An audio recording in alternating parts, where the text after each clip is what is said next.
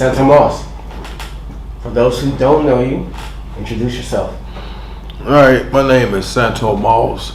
I am the co-owner of Two Tone Cinema. Two Tone Cinema is a film production company that focuses, well, we have two main concentration areas. We focus in documentary films and short films. When it comes to this company, we have our own signature brand, our own signature look that we always try to go with it. When we do films, we really try not to, we don't duplicate some of the same films. Each project we want to become a little bit different, a little bit more creative, bring in some fresh and innovative ideas. And that's just a little bit about the company. As far as with me, I'm a documentary, and I like to really focus on the research as it relates to doing the documentary films, the shooting and putting it together, the editing phase. I mean, that's okay, but I'm always most important I'm always have an importance for the information, because I love to read. I don't watch a lot of TV. I love to read. I love to do the research. I love to get down to the meat of it. I'm the kind of person that just don't want to deal with just the surface level things as it comes to the documentary films. I want to get down to the inner workings. This is one thing what I like about documentary films. Documentary films, you can see the same films over and over. They're just like, for instance, if we would shoot something about civil rights, we all have heard the stories behind, civil rights with Dr. King, Malcolm X, and whatever the personal interest may be. But there's always one element to documentary films. When I say one element, a level of information that you just didn't know about. And that's what makes your documentary film a good documentary. Sir, so you are one half of Two Tone Cinema. How did you and Stone meet? Oh man, that's crazy. How can I put this? I've always knew of Stone. I've always known of him. Stone, I would see him around in different spots, and this was long before, I was doing film, and before I knew he was doing film, he actually married a good friend of mine that stayed in the same neighborhood as me, and that's how I became to know him. And so, we stayed in the same neighborhood. We'll see each other in passing, and that was just about it. One day, there was a guy named DeAndre Peterson.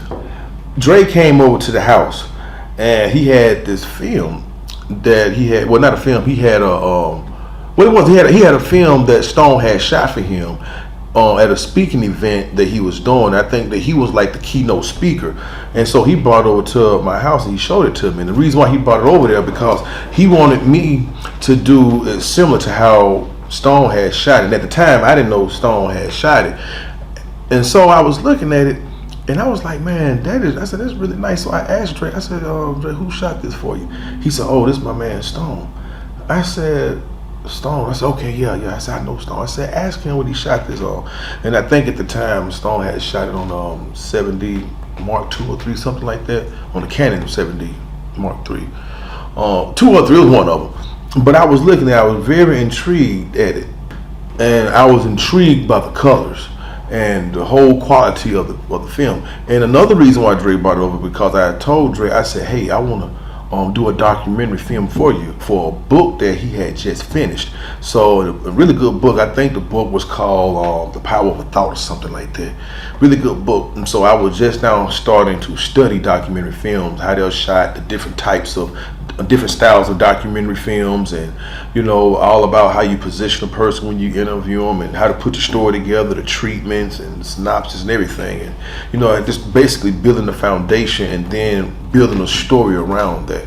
And so I was like, okay, I need to get me a camera like that, And then when I looked over there and saw that I couldn't afford the camera, I was just like, I'm gonna go ahead and try to work my way up to that. But I ended up getting, it was a cinema camera, but it was like the Canon, I think it was the HL50 or something like that, but it was the actual camcorder. And so, and at the time I was working down here at the local college. And so it was graduation day, and our company had just bought this new Sony camera. I think we paid like $2,000, $2,500 for this camera. And so, I'm waiting. Cause I'm just now learning how to do film, and I'm getting ready and set up for graduation. I'm sitting back there in my little box with the camera. So I'm just like, yeah, I'm gonna go ahead and film this. I'm excited to see the functionality of the cameras and how it work and everything. And then, so next thing you know, Stone walked in, and he walked in slow motion. And I looked at him, and I saw he had this big lens. I might know what kind of lens it was at the time. There was this great big old lens he had on his hip. So I was looking at him like the scene from Django when Steven saw when Jamie Foxx stepped on the plantation, and he was on that horse, and he wasn't supposed to be on that horse. He was supposed to be walking like the rest of the field Negroes. And so I was looking at Stone like, who is this camera? What is that?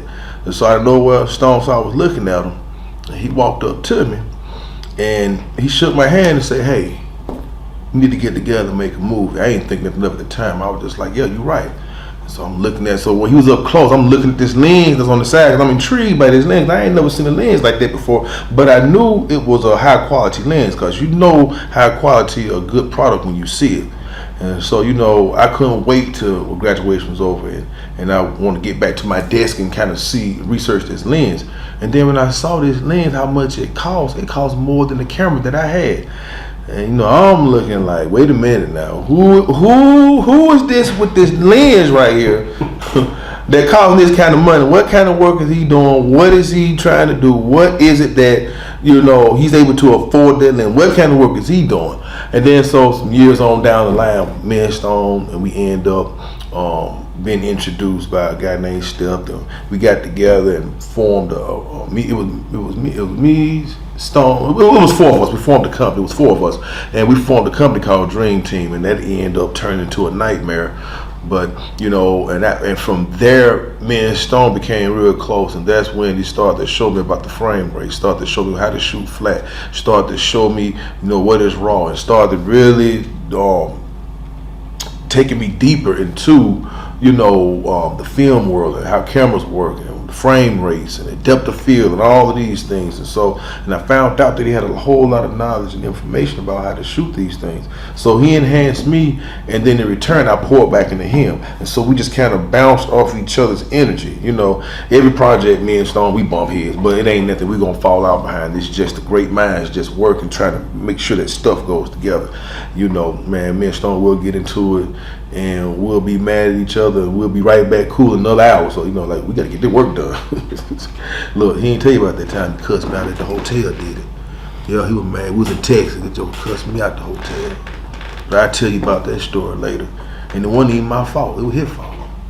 You guys sound like brothers. That's what that sounds like to me. No, but Stone good dude though, man. Like I say, man, every time we get together and do these projects, man, it'd be a masterpiece.